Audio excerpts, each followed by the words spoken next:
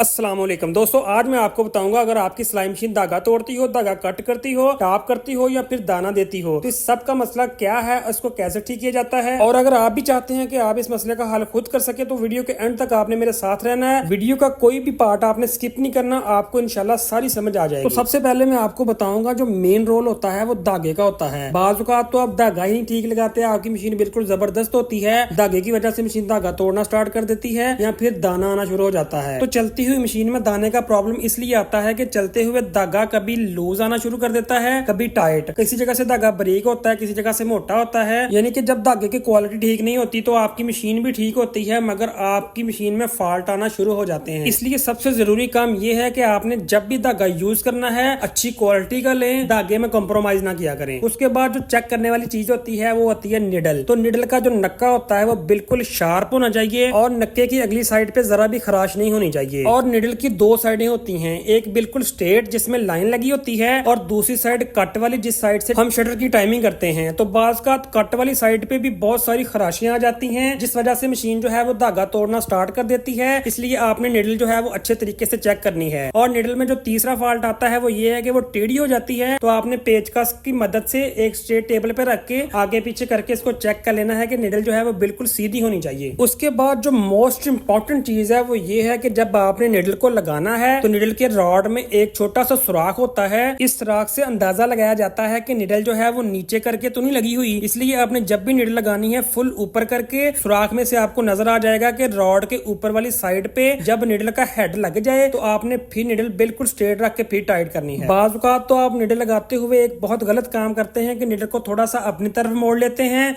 या थोड़ा सा बैक साइड पे करके इसको टाइट कर देते हैं। इससे ये होता है कि शटल जो है वो बहुत जल्द खराब हो जाता है और मशीन जो है वो धागा तोड़ना स्टार्ट कर देती है। इसीलिए आपने कट वाली साइड बिल्कुल अंदर को स्ट्रेट रख के फिर ही निडल को टाइट करना है। क्योंकि अगर आप निडल को किसी भी साइड पे रख के टाइट करते हैं, उसकी राइट पोजीशन पे इसको फिट नहीं करते तो होता क्या है ये मैं आपको दिखाता हूँ। ये देखें, ये निडल है, निडल को मैं बिल्कुल स्ट्रेट रख के पहले आपको चेक करवाता हूँ। यहाँ पे इसकी टाइमिंग की जाती है। अगर आप निडल को टेढ़ा करके शटल की नोक के साथ इसका टाइमिंग करते हैं तो शटल की नोक बहुत जल्द खराब हो जाती है और निडल पे भी कट बन जाते हैं। इसलिए आपने ना तो निडल को लेफ्ट और ना ही राइट बिल्कुल स्ट्रेट पे रख के फिर ही आपने शटल की टाइमिंग करनी है। अगर आप ऐसे टाइमिंग करेंगे तो ना आपकी मशीन धागा तोड़ेगी और ना ही टॉप करेगी। ये परफेक्ट तरीका होता है। तो चलिए निडल के बाद मैं आपको चेक करवाता हूँ और किस वजह से मशीन धागा तोड़ती है। अगर तो ये गाइडों के अंदर जो सुराख होते हैं इसमें धागा चलने की वजह से कट पड़ जाए तो फिर भी मशीन जो है वो धागा तोड़ देती है। तो गाइडों में जो कट होते हैं वो तो आपको सामने नजर आ जाते हैं, मगर टेंशन पोस्ट के अंदर जो पिन होती है, पिन में जब धागा चलता है तो चलने की वजह से यहाँ पे भी धागे के कट पड़ जाते हैं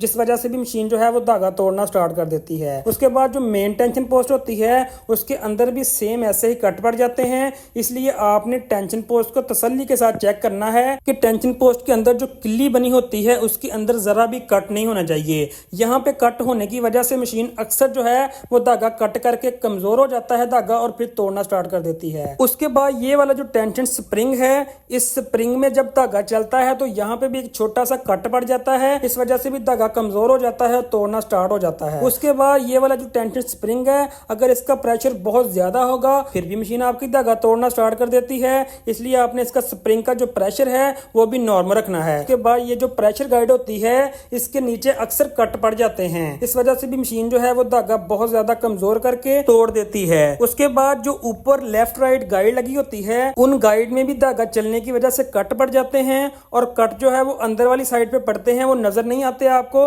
लेकिन मशीन उस वजह से भी धागा तोड़ना स्टार्ट कर देती है। उसके बाद ये वाला जो थ्रेड टेकअप है इसके अंदर आइलेट लगा होता है, इसके अंदर अक्सर कट पड़ जाता है। जैसा कि ये मैं आपको एक टेकअप में दिखाता हूँ, ये देखें यहाँ कट पड़ा है। इससे ये होता है कि जब धागा इसके अंदर चलता है तो धागा कमजोर होकर फौरन टूट जाता है। और उसके बाद ये वाली जो लेफ्ट साइड पे गाइड लगी होती है इसके भी अंदर वाली साइड पे कट पड़ जाता है जिसकी वजह से मशीन जो है वो अक्सर धागा तोड़ देती है। तो ये लेफ्ट और राइट गाइड में जब कट पड़ जाते हैं तो इन गाइडों को तब्दील ही करना पड़ता है, ये ठीक नहीं होती। क्योंकि जब भी आपकी मशीन धागा तोड़ना स्टार्ट कर देती है तो आपने इन चीजों को लाजमी देखना है, क्योंकि हर दफा मसला शटल की टाइमिंग का नहीं होता। तो गाइडेंस चेक करने के बाद जो अगली चीज है वो आपने ये देखनी है कि निडल जो है वो बूट पैर के साथ टकरानी नहीं चाहिए। अक्सर ये होता है कि निडल जो है वो बूट के अंदर लेफ्ट राइट या बैक साइड लगना स्टार्ट हो जाती है जिस वजह से मशीन अक्सर धागा तोड़ने लग जाती है और निडल भी गर्म होती है। अगर बूट की लेफ्ट या राइट साइड पे निडल लगती हो तो उसको ठीक करने का बहुत ही आसान तरीका होता है। गज की ऊपर वाली साइड पे क्लम्प लगा होता है जिसमें एक जगह बनी होती है, उस क्लम्प के अंदर एक स्क्रू होता है। जैसे ही आप स्क्रू लूज करते हैं तो लूज करने के बाद बूट जो है वो फ्री हो जाता है। जब भी आपने इसकी सेटिंग करनी है तो आपने गज को फुल नीचे कर लेना है, उसके बाद बूट को फ्री कर लें। अब बूट को और निडल को आपने बिल्कुल सेंटराइज कर लेना है। ये देखें लेफ्ट और राइट इजीली हो रहा है।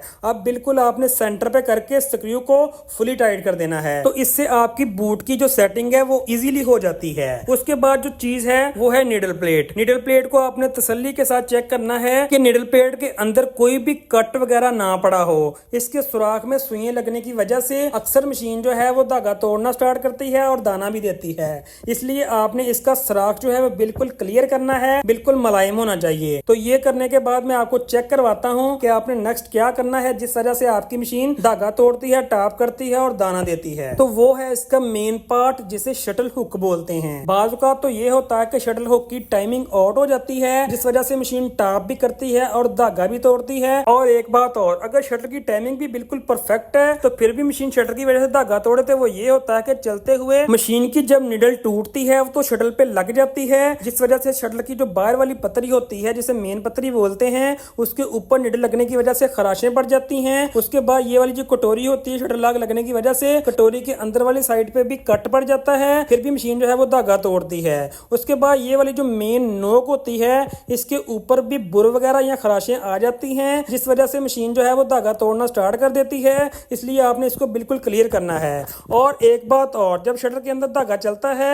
तो नोक की बैक साइड पे अक्सर यहाँ पे कट पड़ जाता है। कट पड़ने की वजह से मशीन जो है वो धागा कट करके तोड़ देती है। ये कट भी आपने अच्छे तरीके से क्लियर करके देख लेने हैं, अगर हो तो इसको आप रेगमार की मदद से साफ कर सकते हैं। इनको आपने बिल्कुल क्लियर करना है। तो उसके बाद जब मशीन दाना देना स्टार्ट करती है तो शटर लॉक का कसूर होता है। शटर लॉक के अंदर जो छोटा सा लॉक बना होता है उस पे भी कट पड़ जाते हैं। कट पड़ने की वजह से मशीन अक्सर दाना देना शुरू कर देती है, या फिर शटर लॉक की एडजस्टमेंट ठीक ना होने की वजह से भी मशीन धागा तोड़ती है और दाना देती है। तो शटल की और शटर लॉक की मैं आपको एडजस्टमेंट बताता हूं कि आपने कहां पे करनी है, जिस जगह पे करने से आपकी मशीन जो है वो बिल्कुल परफेक्ट चले। ये देखें, ये शटल की कटोरी है और ये लॉक का वो पार्ट है जो कटोरी में लगता है। अगर तो ये लॉक का वो पार्ट कटोरी के साथ बिल्कुल ज्यादा टकराए तो फिर आपकी मशीन जो है वो दाना देती है और धागा उठाती भी नहीं है। अगर उठा भी ले तो फौरी से तोड़ देती है। इसलिए आपने शटल का और शटल लॉक का जो आपस में फासला होता है उसमें थोड़ी सी प्ले रखनी है। अगर तो आप प्ले नहीं रखते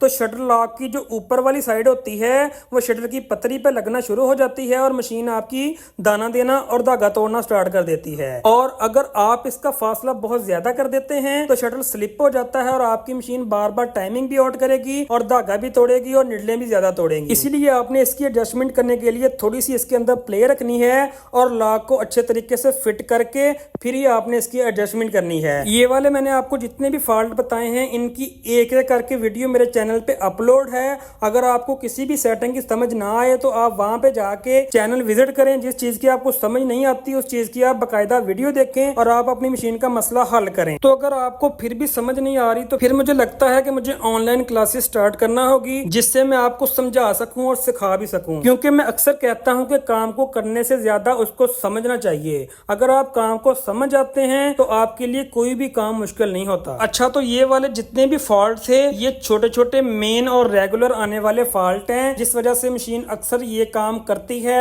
यानी धागा तोड़ती है, टॉप करती है और दाना देती है। अगर आपकी मशीन भी ऐसे करे तो आपने भी इसी तरीके के साथ इसको ठीक करना है। इंशाल्लाह 100% आपकी मशीन जो है वो ठीक हो जाती है। और एक सेटिंग में आपको और बता दूं, अक्सर बॉबिन केस का धागा जब बहुत ज्यादा टाइट होता है तो आपको ऊपर वाला धागा जो निडल का होता है वो भी बहुत टाइट करना पड़ता है, जिससे स्टिच इकट्ठी हो जाती है और मशीन आपकी धागा भी तोड़ती है। इसलिए आपने मशीन की सेटिंग आपने इस हिसाब से करनी है कि बॉबिन केस का धागा भी लूज आना चाहिए और ऊपर वाला भी लूज आना चाहिए। जितने धागे रिलैक्स आएंगे उतना ज्यादा स्टिच कंफर्टेबल होगी और अच्छी आएगी। क्योंकि अक्सर लोग ये शिकायत करते हैं कि हमारी मशीन की निडल वाला जो धागा है वो बहुत ज्यादा टाइट चलता है। अगर डब्बी का धागा यानी कि बॉबिन केस का धागा जो टाइट चलेगा तो ऊपर वाला धागा भी डेफिनेटली आपको टाइट करना होगा। अगर आपको वीडियो अच्छी लगी तो लाइक कर दें और ऐसे ही वीडियोस देखने के लिए हमारा चैनल सब्सक्राइब कर दें और बेल आइकन के बटन को प्रेस कर दें ताकि आपको आने वाली वीडियो आसानी से मिल सके। अल्लाह हाफिज।